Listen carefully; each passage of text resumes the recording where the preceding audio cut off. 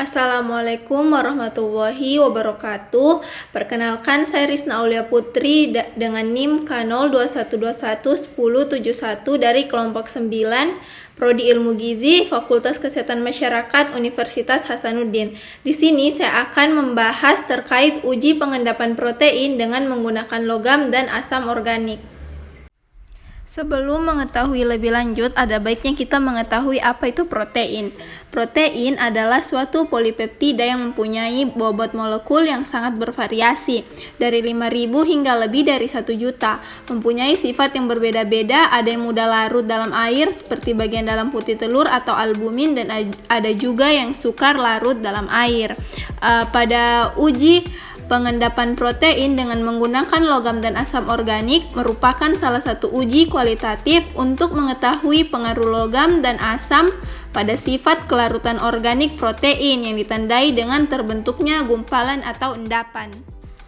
Selanjutnya mengenai tujuan uji dan prinsip uji. Adapun tujuan dilaksanakannya uji ini yaitu untuk mengetahui pengaruh logam berat dan asam organik terhadap sifat kelarutan protein.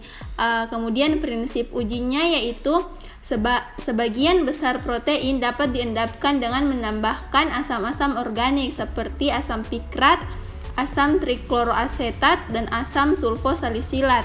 Penambahan asam-asam ini menyebabkan terbentuknya garam proteinat yang tidak larut. Kemudian protein dapat pula mengalami denaturasi irreversibel dengan adanya logam-logam berat seperti Cu2+, Hg2+, atau Pb2+, sehingga mudah mengendap.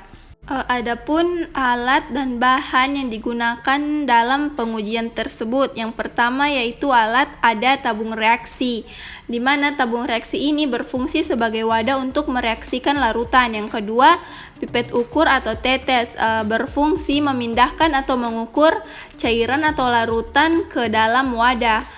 Selanjutnya, adapun bahan-bahan yang digunakan, yang pertama albumin telur sebagai sampel uji protein, yang kedua asam trikloroasetat 10% sebagai pereaksi dari kelompok asam organik, serta asam sulfosalisilat 5% juga sebagai pereaksi dari kelompok asam organik.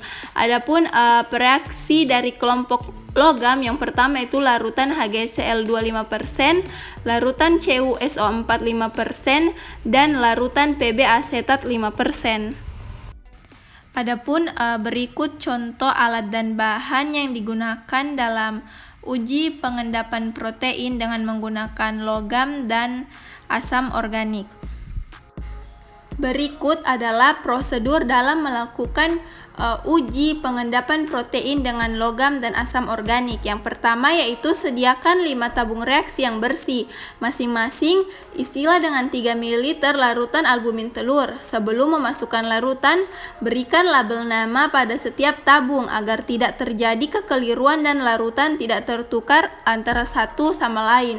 Yang kedua, pada tabung reaksi 1, 2, 3, 4, dan 5, tambahkan 15 tetes larutan asam trikloroasetat 10%, asam sulfosalisilat 5%, CuSO4 5%, HgCl2 5%, dan Pb asetat 5%. Penambahan larutan-larutan ini bertujuan untuk mengetahui apakah ada endapan yang terbentuk dengan dicampurkannya larutan tersebut dengan albumin telur.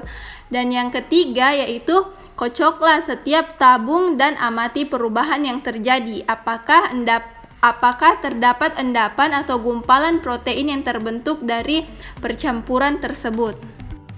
Berikut merupakan hasil uji dari percobaan yang telah dilakukan.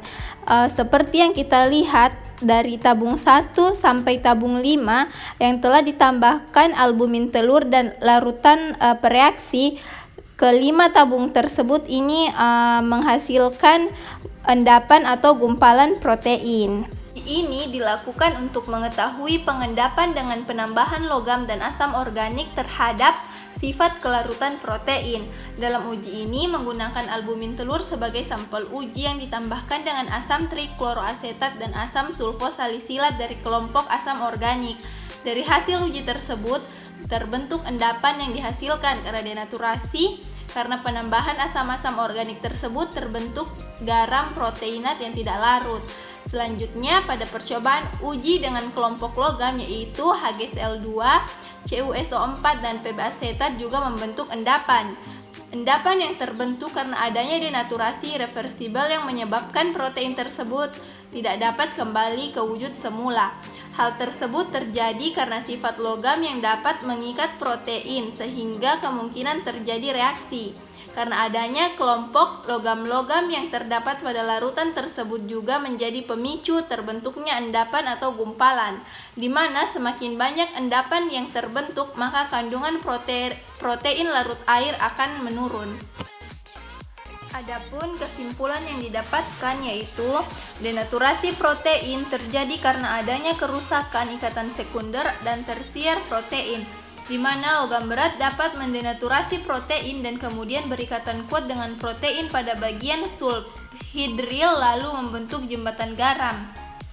Denaturasi merusak bentuk alfa helix normal protein dan menguranginya menjadi bentuk yang tidak teratur, di mana hal tersebut membuat jembatan garam yang ada pada protein kacau sehingga pH mencapai titik isoelektrik yang mana menyebabkan munculnya gumpalan atau endapan sebagai tanda protein terdenaturasi. Mungkin itu saja penyampaian mengenai hasil uji yang telah dilakukan. Sekian, terima kasih. Wassalamualaikum warahmatullahi wabarakatuh.